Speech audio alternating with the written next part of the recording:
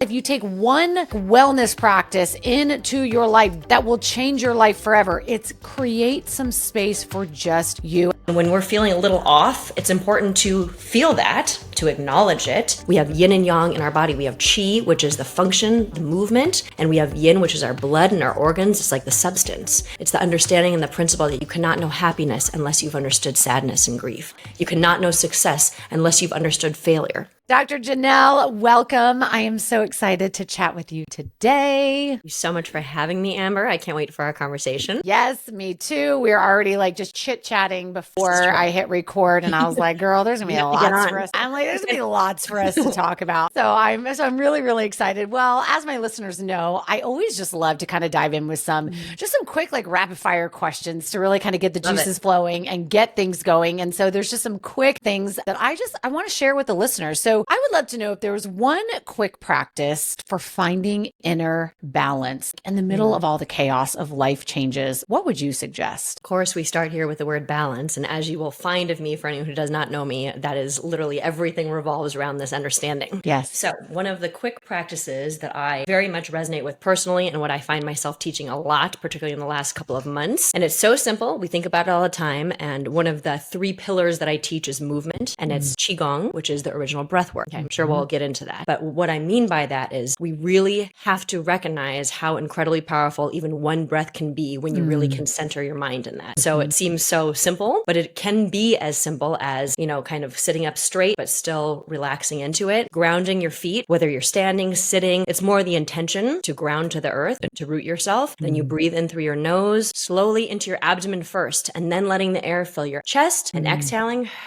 And as you exhale, you make that noise that I'm making in some way, even whether it's, you can do that, or as if you're blowing through a straw. Because that alone calms your nervous system. Or in the Eastern medical terminology, which you all will learn about me in just a moment here, it's about calming your qi and your circulation and creating that flow. And so I love that we just dove into this practice, but truly you can do that anytime, anywhere. It's something I teach my children. And the whole point is by grounding yourself, even in that one moment, taking a slight pause, there really is so much strength and power in that, because by calming your nervous system, clearing your mind, you can see the whole situation so much more clearly. So I mean, 1,000%. What I love what you led with this is like, it's always like, it seems so simple, but it can be. And God, it's just so true. I think sometimes, when it comes to some of these different modalities and some of these practices, sometimes we feel like if it's simple, it's not sexy. Like if it's simple, it doesn't work. And it's honestly the most powerful thing that I've learned in coming to really like center myself and calm my nervous system down is it's just taking a freaking beat. Just like literally like sitting down, grounding your feet, like taking a breath and just pausing. And it is as simple as that. And it's the most portable practice that we have available to us. It's absolutely free. You can do it any place, anytime. And for me, I think it gives the most impact for sure. Absolutely. And I love that you say that, Amber. It's something, again, I find myself in the last few months, maybe the last year, that I just cannot stop saying that we, in many different ways, but yes, we overcomplicate things. We have to stop overcomplicating things. And one way I say it is life is already challenging. So why are we trying to make it harder for ourselves? And here's the thing. At the end of the day, it's always your choice. It's the only thing truly in this life we can control. And so if, whether you mean to or not, you choose to make life complicated, then you're going to feel the effects of that. And if you choose to slow down for a moment, and by no means am I or is my life slow, but inside kind of slowing everything down, there comes a point, especially I have to say in my 40s, when I hit 40, I think I was brainwashing myself, and there are natural cycles here that once you hit this stage, recognize it's a point in our life. Certainly you can have it sooner, some have it later, some never get it, but you realize, life keeps moving. And this one moment we will never get back. So what are you going to do with it? Oh, girl, there's so many more things I want to go back to on this, and I'm going to circle back to that. There's some other quick questions I want to get out there because I know that my listeners are going to love these. So what's one ancient Eastern wellness tip that every woman can benefit from today? Okay. Well, I basically already mentioned it. Yeah. But, no matter where I go in the world and people ask me, Dr. Kim, Jenelle, what's the secret to beauty? What's the secret to health, wellness, longevity? It really does come down to function and flow, as I already kind of mentioned. So when we think of it that way, that can be a week-long conversation, but let's just have it in a couple seconds here. If we understand the way our skin works, our organs work, our mind works, it's that we just have to keep moving and not become stagnant, making sure that everything functions properly. And when everything's functioning properly, our mind, our body, truly, we are miraculous beings, then everything knows how to flow properly.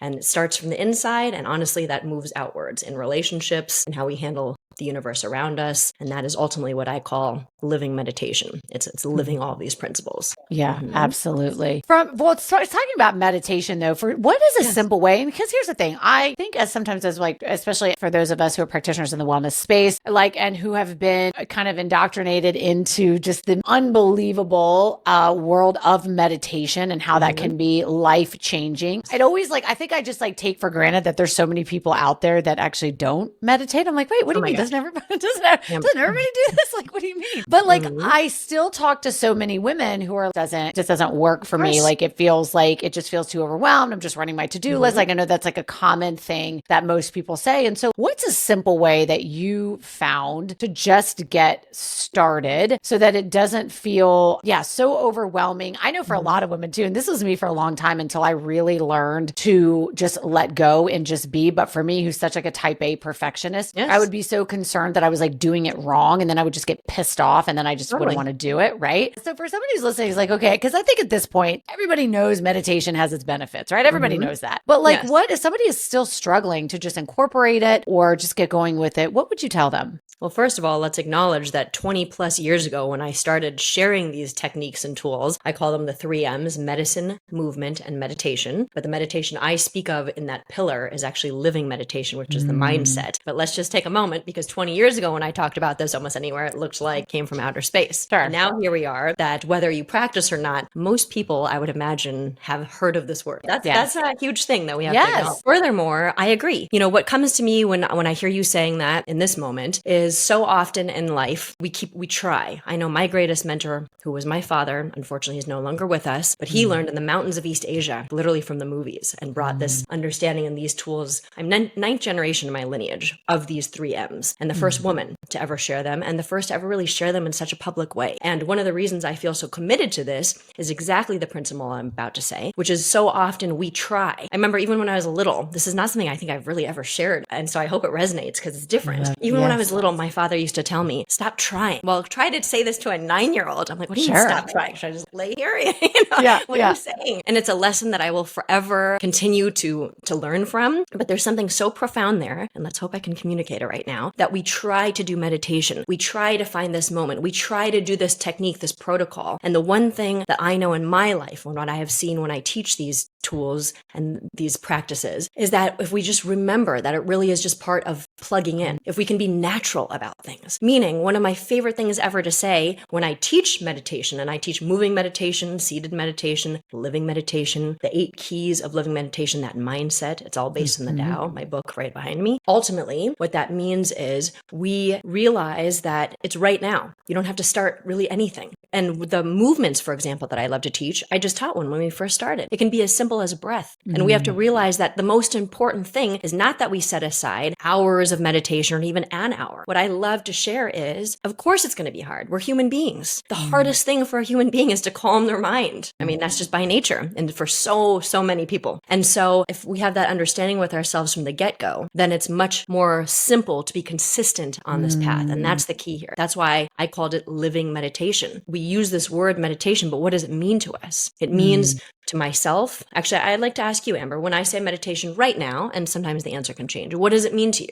I mean, for me, what just came up when you said that is just stillness. That's for me what came up. It's just a place of, for me, it is a place of stillness. It is like a sacred place for me. When I think about it, meditation for me is just a sacred place within myself where I could just go and just be. And sometimes that means it is a moving meditation where literally I am maybe like in a yoga class, but I am in my body and I'm focused on just or another way to say it, it's presence. For me, Yes. my meditation is presence. So it's just for me, like just being present and exactly where I'm at and what I'm doing and letting the thoughts go of everything else that's going on. Sometimes for me, meditation looks like sitting in my chair and I don't have to have my eyes closed and I don't have to be, but I literally am just allowing and creating the space to allow myself to just be. And that for me is what I think of meditation. I think that's beautifully said in my humble opinion, and I could not agree more.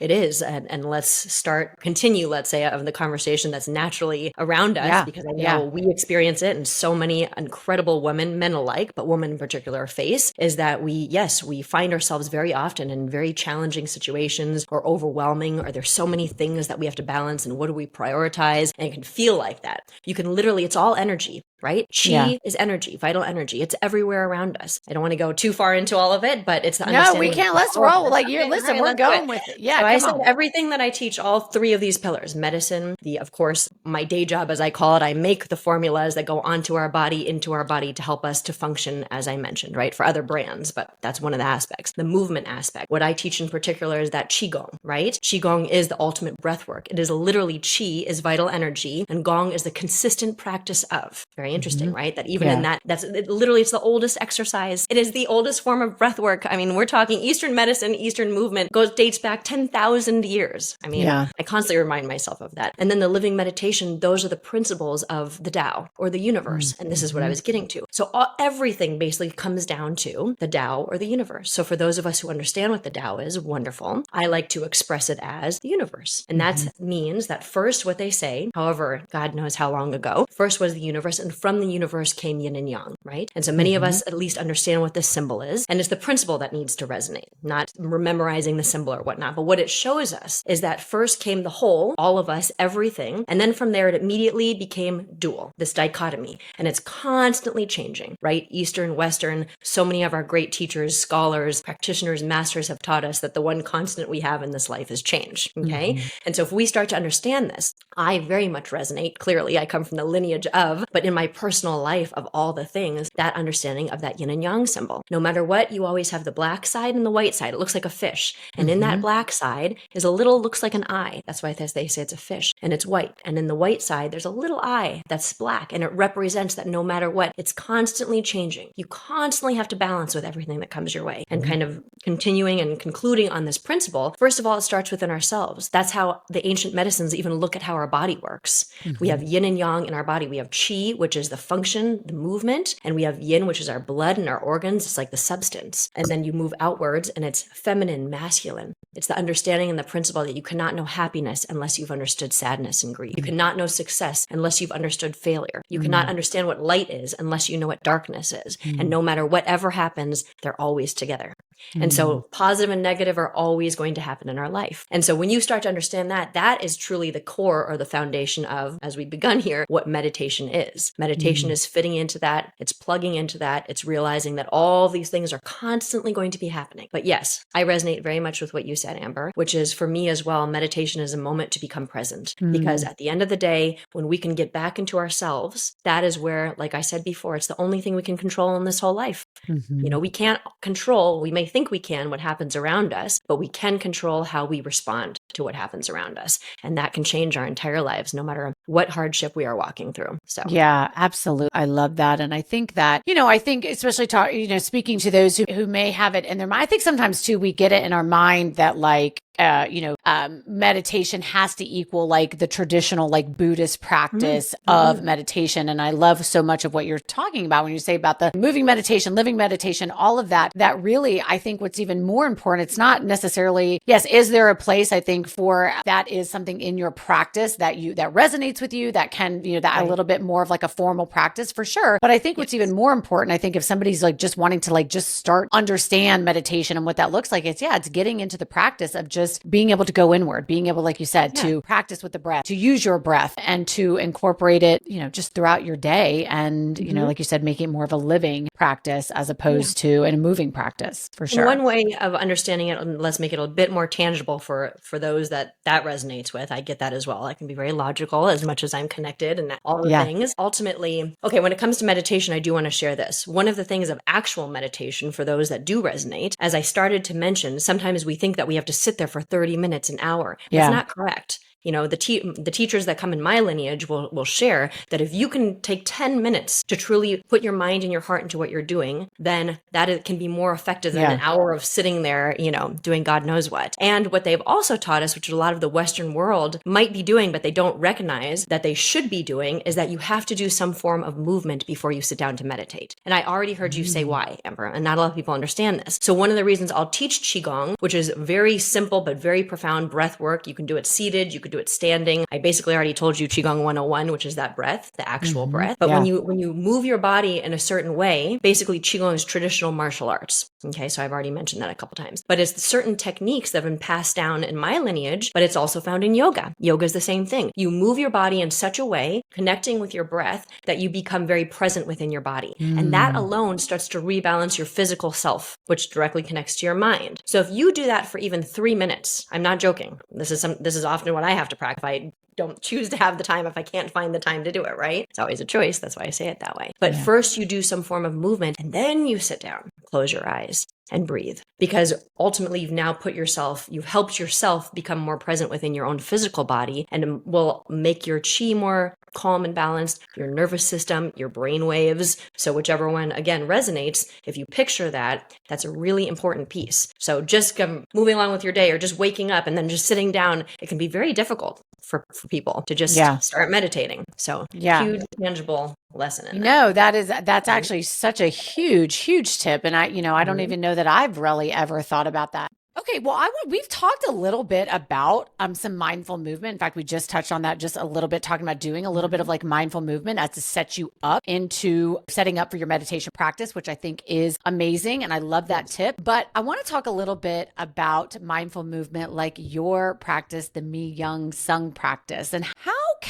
we're obviously going to spend a lot of time talking about this because you've got an incredible book all about this, that Mi Young Sung, The Korean Art of Living Meditation. But just to kind of share this with the audience, mindful movement like Mi Young Sung help women really to reconnect with themselves, like maybe during a time of a big transition or when they are feeling like life is very chaotic, like so many of us do, that are wearing multiple hats all the time. How can they start to incorporate it, and how is that helpful? Absolutely. Well, yes, which we can just remember as living meditation. In fact, I'm going to be doing a new edition very soon, which is wonderful news. You may be some of the first to hear, with Watkins, Penguin Random House, and we're going to incorporate more of the things that, I have found really resonated over the last 2 years or however long. So living meditation is the key here. And we've certainly touched on it, but let me just kind of summarize for a moment. By doing what I teach in this book, so the book itself talks about living meditation. Living meditation are 8 keys. So they're kind of the 8 principles, if you will. And the way that I was always raised, understanding a principle is something that we can live. It's like a foundation. It's hard sometimes to put these things in words, and that's the truth of the matter. Ways that are very foundational. They apply for the most part to all human beings, to nature, to the universe that we live in. So it's hard to argue them, but they're reminders to us, right? And so that's one pillar. The movement pillar, to answer your question, Amber, as I kind of said earlier, but let me just summarize it here, is that by doing certain kinds of breath and movement practices, and at this point in my life, listen, I still love my Pilates. I still will go to, I don't love cardio as much because I'm always on the go. Sure. Yeah. And that's get that. Each one of us, this is part of the medicine pillar of how to understand the human body and your constitution and where you're at in life. That's the doctor of traditional Oriental medicine coming out in me. Yeah. But, each one of us has to watch that. And I know that of myself because I'm always going, always moving, literally traveling with my young children. I have 2 young boys, so we get the whole picture, running businesses. Yes. I don't like to expend too much of my actual energy because I know it's not good for me. I don't feel good. So at this point in my life, the movement that I find really does nourish me. I'm loving that word lately. Okay. That even saying that, it's not even so much that it relaxes me or, it supports me, all these words I love and appreciate. But to me, there's something about nourishment. Like, what am I doing for myself, my mind, my body, and my spirit to really take care of myself so that I can handle everything, right? Yes. Because particularly as women who handle many, many different things, we forget that we are human, right? It's like we're invincible. And because I preach these things, it means a lot to me to practice them. And for myself, it's a reminder, and hopefully whoever this resonates, but it is really important to take care of ourselves because we are human. And hello, I'm in the business of some sense for many decades. decades of anti-aging, especially in the skincare, beauty care, that realm. But the reality is when I go to speak around the world, I remind us all that there is no such thing as anti-aging. We will age, but how we age gracefully. And we have to remember what our ancient medicines teach us, and movement is medicine. That's one of the things I wanted to just speak on. It's something really important to me that I'm getting out no matter where I travel, especially when I'm teaching movement. We have to think of it that way, especially certain movements like Qigong, like yoga, certain movements that don't just help us physically. Like I said, I still enjoy it, but I pay much more attention to what's going to help our organ systems function, what's going to really help increase our circulation of qi and blood, which I've already kind of touched on. So hopefully we understand that a little more. All of that connects to our hormonal system, our endocrine system. All of that connects to our digestive system, cardiovascular. It's all connected in that way. So just finding moments where we can practice certain practices. Like I said, I teach Qigong, yoga, breath work, whatever that is, where it's very nourishing to the body. And so now you combine that principle or that pillar of medicine, that first pillar, which is what we put onto our body. I, of course, am a huge proponent of making sure that it is as clean as possible. That the formulations, whether it's skincare, hair care, beauty care, dietary supplements, all of which I do make for incredible brands out there, but basically that they're formulated properly. These are the things we have to think about. So I'm kind of answering many questions here. No, that's okay. No. You get the point here, because you have to look at it that way. And I'm very committed to making sure that I always bring it to the whole, because our world is a bit too, in my humble opinion, scattered or segmented. It's hard for us to wrap our head around it. Then I just explain the movement pillar and then that mindset pillar. And when we have all three of those things that are constantly, we're reminding ourselves, ultimately what we're doing is either creating good habits for ourselves or bad habits. And it really comes down to that. And that's how we can, in the moment, remind ourselves that just a couple of minutes can make a huge, huge difference. And so what does then what does a couple of minutes look like? Just okay, in the morning, no matter what, I do my practice in the morning because it's a time that I know that no one will interrupt me for the most part. Now I say that, so tomorrow morning something will probably come up. Sure. That's the way it works. I'm joking, but serious. But I find that in the morning is a really wonderful time. It also sets the stage for the rest of the day, which is, we can all imagine how powerful that is. And so for me, it's waking up, it's doing my Qigong practice, it is setting my mind, it is doing my prayer, which is connecting to a higher power, to God. I speak of, I literally, again, I don't share this very often, but today is the day, I guess. I literally will speak certain angels. I will speak to my father. I will speak to a lot of the very good people, spirits, or whatever we want to call it, that are around us, that might not be around us physically any longer. And that's how I start my whole day. And so you start your day off becoming centered through the breath work, through the movement, rebalancing our body physically, mentally, spiritually, and also just connecting to all of the good energy around us. Well, let's talk. I want to talk a little bit though to the woman who, and this is, and what I love that you keep saying over and over again is you keep using the word choice, right? Because I'm such a huge believer too.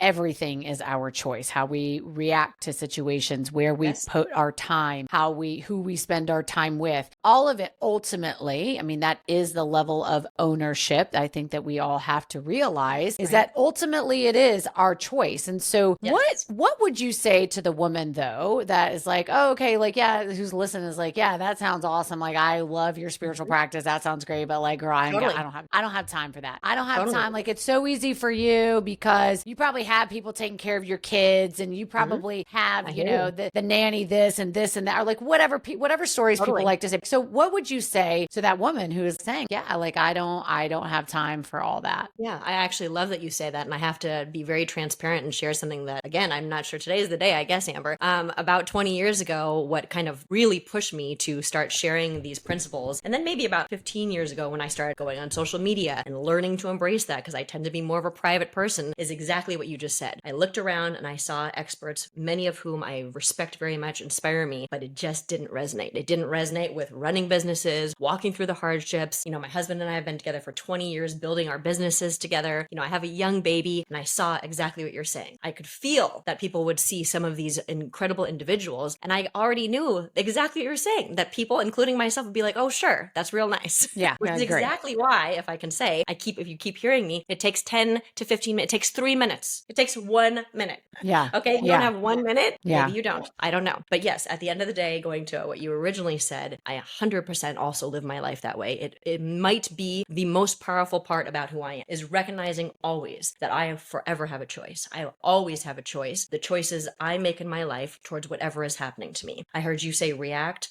respond. In fact, what I do oftentimes is, and you will see this in my book, it's part of living meditation, that words can be so powerful. And that's part of, we have to, it's a training of our minds. That's the thing. It really comes down, we have to train ourselves. We know we have to train our body, but do you know how much we have to train our mind? Our mind is like unbelievable. And when we start to realize that, we really can, and we're all human. I make mistakes, but then I can catch myself. And that's the training. And so what I mean by that, and going into what I just said about reacting, responding, I've put, like, how can I say, those words are almost visual to me. So in any situation I find myself in, whether it is running my business, right? Certain things that might happen, that we have to put some fires out, whether it's parenting while running these businesses, if it's in a relationship, family, friend, otherwise, that has a lot of tension. At the end of the day, I literally do it naturally. I take my breath, because that's almost, it's a trigger to me and to my body, to my mind. Take a moment, relax, and not just relax. What actually happens, and I just felt it, is when I do that, my goodness, do I find my power. That's the truth. I center myself. I feel the strength within me. And it's not a strength that I need to go out and fight. In fact, that's key 8 of living meditation, is be like bamboo. It's something that I say, and everyone's like, "Oh, Jenelle." I'm like, I'm doing this. We're going to have t-shirts. It's going to be great. I love it. I'm joking. But it truly is one of my biggest tips for being a woman and wishing to handle so much and not having a lot of time. And what that means is that we always have to stay rooted like bamboo. We think sometimes, or at least I did when I was younger, especially when I was breaking into certain worlds of beauty, corporate wellness, at a very young age, whatever that might look like, we feel sometimes like we have to be so tough. In order to get a point across, we have to bulldoze through. We have to fight for it. And let me be very clear, as I've said this whole time, there are times we have to fight. I'm not saying we sit back all the time and rest, but we choose our energy wisely. But that be like bamboo reminds us that actually one of the greatest strengths that we will ever have, especially as women, because we are yin, we are more complex by nature, and we're more quiet, but that's because that's a different kind of a strength. But when you are able to root yourself like bamboo, we also have to remember how flexible it is. Because if we're just a stiff board all the time, that board can break. Something so rigid can break if you hit it just right, if you hit it too many times. But the difference is that when you're rooted and when you're flexible, all the winds of life, all the challenges can come and knock you down. And as soon as they pass, you bounce back up. And that is one of the most important things I can share. That applies to the medicine pillar, that applies to movement and our mindset. And so when we understand that aspect, basically, that is how we can embody all of these things in such a way that we can pull, so that excuse doesn't sit there anymore, right? Like, I can't do this. I don't have time. Well, that's because you're choosing not to do it in that moment, because it takes a couple of seconds, Sorry to break it to you. And I suppose in conclusion, I don't know what to tell you now. That's true. I'm not here to convince anyone of anything. I'm here to share tools that have existed for a long time because they work, Well, no. And I love that. And I think that you are right. Like, it doesn't, going back to like what you were saying about, yes, it is a choice, but it can be so simple. I think the thing that keeps coming up. But, one of the things that's been obviously you in your practice and in your book and really kind of your platform, it is all about finding that inner peace and that balance, right? And really living with like, clarity and purpose. And, one of the things that has really been coming up for me a lot lately, honestly, I think it's because I feel like I looked up and it was November and I was like, and I was like, how did it get to be November? And what came up for me was, and I'm sure you can appreciate this as an entrepreneur, but I think even for the women listening to this who are not entrepreneurs, who are just kind of the modern day woman, I think is now this woman who wears a million different hats and doing all the things. And I know for me, I had this like a couple weeks ago, I had this like overwhelming feeling that worried that is my life passing me by, that I am, going so hard in my business and I am, single momming it and I'm doing the things and I'm trying to, and I'm still trying to find, that balance, but I'm afraid that I am in that like constant drive. And I think a lot of women who are, especially women who may be going through transitions like divorce, but, I know for me and there's a lot of women out there, especially like women maybe who are in that like phase of their life where maybe they are in a transitional period. Maybe they're going through a divorce or they're maybe looking at their life and they've hit 40 and like, oh my gosh, like now's my time to like make things happen. But then I think for me, it's like, this is what's been coming up is like, oh my gosh, but yes, I'm trying to make things happen. But in the process, is my life passing me by? Am I looking up and all of a sudden it is November? And so I'm just curious, like as an entrepreneur, are as a mom. Do you ever feel that way too? And what do you do to constantly have that, to make sure that you have that checks and balances in your life, that you are staying present, like with your family and with your kids, and kind of not losing sight of the big picture? I think it's so easy, especially as entrepreneurs and especially even just as moms who feel so bogged down when we can get so stuck the day to day. And it's like you wake up in the morning, before you know it, you're going to bed. And then it's like day in, day out, day out, day in, day in, day out, like that. And then it's, oh my God, but am I like losing the big picture of life here? And is it passing me by? Does that make sense? It totally makes sense. And I don't think there's so many tech issues a woman, man alive who would not resonate with this in some way, shape, or form, because that is part of life. There's many different ways that I would respond to this, but I might kind of take it from where we ended, if that makes sense, because it's something I found myself for whatever reason, and I can't think of every reason right now. It's just part of who I am, I suppose, of why lately I find myself remembering and sharing with people in moments. A lot of these moments lately have been moments where I see people having tension that is just, it's always easier when you're on the outside. Like, that's just not worth it in life. Or, the truth of the matter is, I'll be on interviews and they'll ask me, Jenelle, Dr. Kim, so you set down your phone and when you're with your kids? And I'm going to answer real honestly, no, I don't have any kind of protocol that when I'm with my kids, my phone goes away. No, I run businesses. I cannot do that.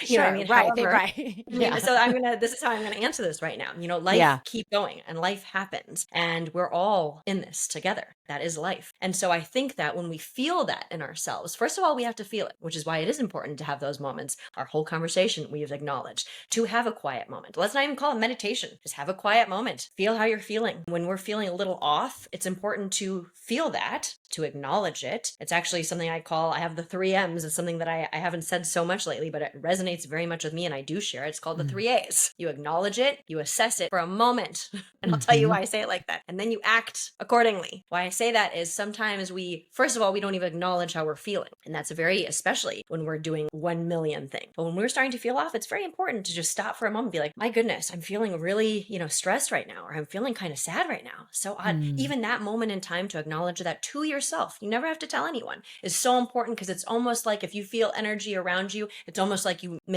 set it, you see it. It's important to see it, to acknowledge it. And then you can take a moment. You don't have to figure it all out. That's why I say you assess it for a moment, because I see too much right now happening in this part of the world where we start thinking about everything that ever happened in our whole life and all of our traumas and, this and that and this person. Well, I think that's really important. And I don't always say it like this, but it's really important for us not to get stuck there too, because it's that balance. Remember that balance. When we start to go into that too much and we start to attach to all these hurtful things or why we're here, and guess what? It's very difficult to detach then. You're making it so much harder for yourself. But maybe it's as simple as, my goodness, I have so much on my plate right now. This just happened. My kids are acting crazy. I'm having tension with this person. All right, done. What am I going to do about it? Like literally, you have to train your mind this way. We can do some physical exercise as we keep talking about, do some kind of physical movement for a minute or two, because it literally moves chi. That's why go for a walk. People love that. Go for whatever that means to you. Move the chi. Make it not stagnant. Then take your breath and start thinking about it again. And then you decide, kind of summarizing everything we've said. What are you going to do? Are you going to respond in balance to what's happening? Or are you going to react? Because remember, reaction, I've trained myself. I didn't finish that when I started that conversation. But when I say the word reaction to myself, I'm acting on emotion. There is nothing wrong with emotion. We are human beings. We need to feel. I literally just said that. But when we spend our whole life reacting to everything that's happening and not, I love that word, responding, taking a moment, not being stagnant through movement, through eating proper, whatever that looks like, then seeing a situation more clearly, teaching our brain to expand, our mind to expand and see something more clearly. Put yourself in someone else's shoes. Ask yourself, and this is what I was getting to before. I find myself saying this a lot the last couple of months. If you were to go tomorrow, it's really kind of an extreme way of looking at things. But if you were to not be here tomorrow, or that person is not going to be here tomorrow, would you be okay with what you're doing right now? Does it really matter? Like, it is a really powerful, I found, again, I'm repeating, but I found myself doing this a lot lately the last couple months, and I find myself reminding a lot of my loved ones of this. Powerful. You take that moment and you realize that.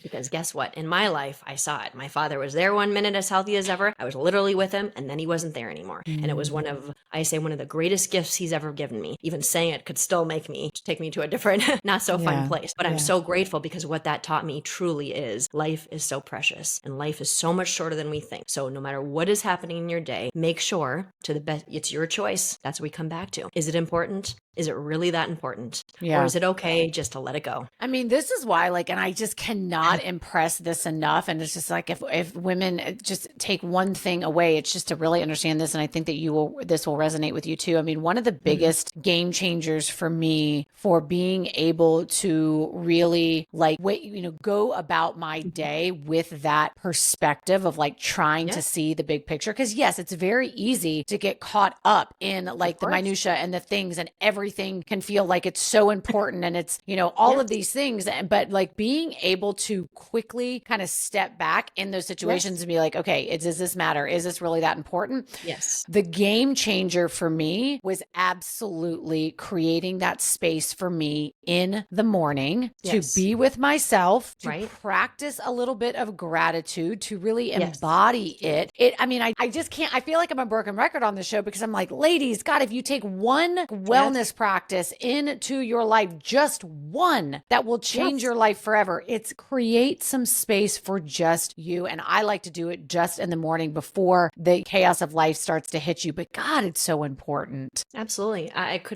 We very much resonate, Amber, which we knew from the moment we met, but same thing, it doesn't mean everything has to stop. It doesn't mean we now have to become these, very quiet, non-responsive. No, do all the things, do them even more. However, I could not agree more. Have a quiet moment. If meditation freaks you out by saying that word, then stop saying the word. Where do we come up with all these rules? I don't understand who's coming up with these rules, but have a quiet moment. For me, another thing lately, for what it's worth, that I'm really, and it makes complete sense to me in Eastern medicine, all the things, flow, energy, is I listen to music. For whatever reason, at this point in my life, I put on, it's a like classical piano music or whatever resonates, because music also moves chi. It's feng shui. We talk about feng shui. That's like one of the, and it's a way that you could constantly just keep kind of regrounding, centering, or just have a quiet moment. You don't have to think about anything. Well, I love what you said earlier about stop trying. And so what came up for me when you said that, I think that for me is what really changed also the way that I approach some of these things that you're talking about. Like, again, the mindful movement and the quiet time and all of that. So perfect example for this for me is I'm not a journaler. Okay. I'll journal if I feel like it, but sometimes for me, that feels exhausting. Like and for the longest time, I was like trying to be a journaler. And then I was like sitting down and I felt like if I journaled, then I checked the box off because everybody says that's what you're supposed to do, but it wasn't like hitting for me. I'm just not a journaler. I don't love it. And so for me, I just got really, and I think we talked about this, you've kind of touched on this a little bit, but I think that there is a shift when you turn 40. And I think even just obviously energetically, like there's just some sort of shift where if you can lean into it, God, it just opens up the doors it can open up the doors to this like beautiful, unapologetic life. I don't need to try anymore in that regard. Hey, this is what works for me. And that's just it. And I think that's true for relationships and relationship with others, relationship to self, just all of it. Absolutely. I completely agree. Of course, I have to say the balance, which I know you are thinking as well. Oh, I shouldn't put that in, but I have a feeling is that while we stand where we stand, being like that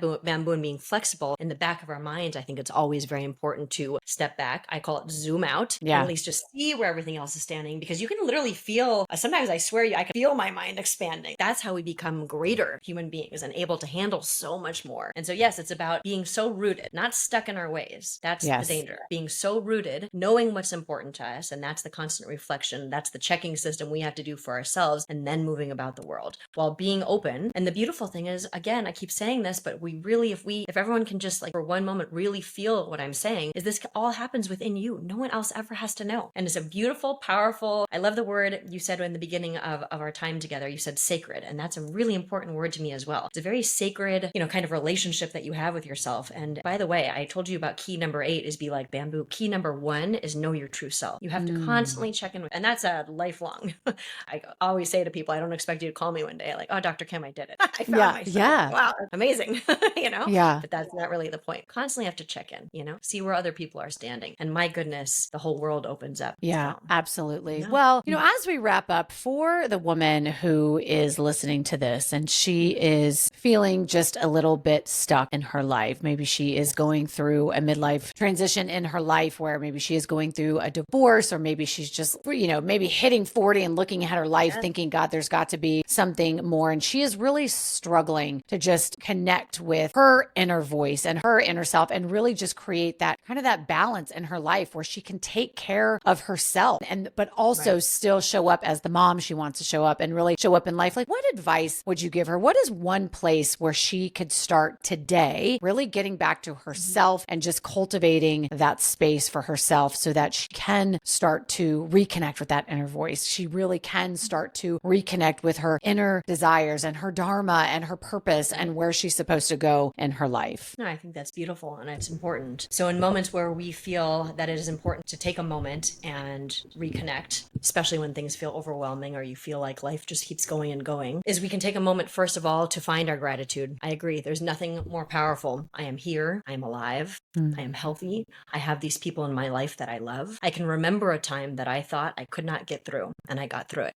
Everything is going to be okay. We take our breath in, we exhale, and you feel yourself let go for even one moment. Feel yourself let go, because remember, this moment that just passed, you will never ever have again. It will never come back. And again, if anything were to happen to you tomorrow, or if you're in some kind of conflict, if anything were to happen to that person tomorrow, is it important? I think at the end of the day, it is so important to prioritize, right? It's a word that we hear often, but prioritize can be much more profound when we look at it this way. Is this really important for the realm of my life? If I were to leave tomorrow, I repeat myself, is it something that, how am I going to feel about this? And we can only imagine that if we live our life reminding ourselves of this very frequently, even, not even all the time, how much different our life will be and how much more calm and rooted and secure and supported and nourished we will feel when we realize that life is truly precious and we are so lucky to be here. You know? But I love what you said about that, though, just when you started off was just saying that, remembering that even though things feel really hard right now, there was a time in your life where everything was okay, and it will be okay. Or the again. Times that, Amber, there have been times where, let me say it even more clearly, when I know I can think of some where you really think like, I can't get through this. This is too much. Life is so hard right now. And we each have it in our own. I was just having a conversation with someone. Pain can't be compared. It's a very interesting topic, right? And we won't take too much time, but you can't really compare pain. It's how easy it could be if you have it written down. Well, this person went through this and they had this pain and this. So whose pain is worse? At the end of the day, when you're feeling challenge and pain, you're feeling that. Period. End of story. And there have been certainly moments in each of our lives, certainly mine, I can say, where you really think like, I don't even know. And guess what? We got through it. Yes. We're okay. Or as our girl Glennon Doyle says, we can do hard things. Okay. Yes. We can do Absolutely. hard things. That's for me. I love that when I'm having those moments, I'm like, oh my God, I don't know how I'm going to get through today. I just remind myself. And my mom always reminds me, she's like, girl, you're going to be just fine. You've been here before. You know how to do this. Just take a breath. And I'm like, yes. Okay. That's true. Yes. So, well, I love that so much. Please share with the listeners where they can grab your book, Mi Young Sung, The Korean Art of Living Meditation. Where can they grab that? And where can they grab more of you and some of your other offerings? And also a little bit more about where can they find more about JBK Wellness Lab? Oh, sure. Of course. Well, I'm Dr. Jenelle Kim, so I'm on the social platforms. Mostly Instagram is where I engage the most because I make the time to do that. And I try to give little snippets, helpful things in all three of those pillars. So I hope it resonates. Yep. My book is with Penguin Random House, published by them in Watkins. So you can go basically anywhere books are sold to find the book. And yes, JBK Wellness Labs is something that I have committed myself to for the past 20 years and will continue to. I call it my day job. It's so much more than that. But yes, I'm a custom contract manufacturer of skincare, beauty care, hair care, supplements, nootropics, you name it, hormonal balancing formulations. And what that means is brands will come to us. We make the beautiful formulas and they're carried, our brands are in Credo, Sephora, Nordstrom, your high-end spas, so on and so forth. And we did just come out with a private label division, which I'm very proud of, which are, some of what that means is you can get them at lower quantities, lower minimums, like 25 per product. And you can put your own name on them. And there's so many benefits to doing that. If you're a practitioner, esthetician, massage therapist, you can imagine because it's yours. And again, there's some of my favorite formulas over the years. And we specialize in clean beauty, botanical plant medicine, so on and so forth. So that's JBK. And yes, and then you can always just find me on my website, JenelleKim.com. I'm here. So if you have questions, I'm here to support in any way. Thank you so much. I know that this was a conversation. I think that a lot of women just needed to take a breath and just hear and remind themselves that they have everything they need in themselves to achieve that inner balance and stay rooted and stay grounded. So thank you for the beautiful reminders and your words of wisdom. I really appreciate you. I really appreciate you and this time. Thank you. Thank you so much.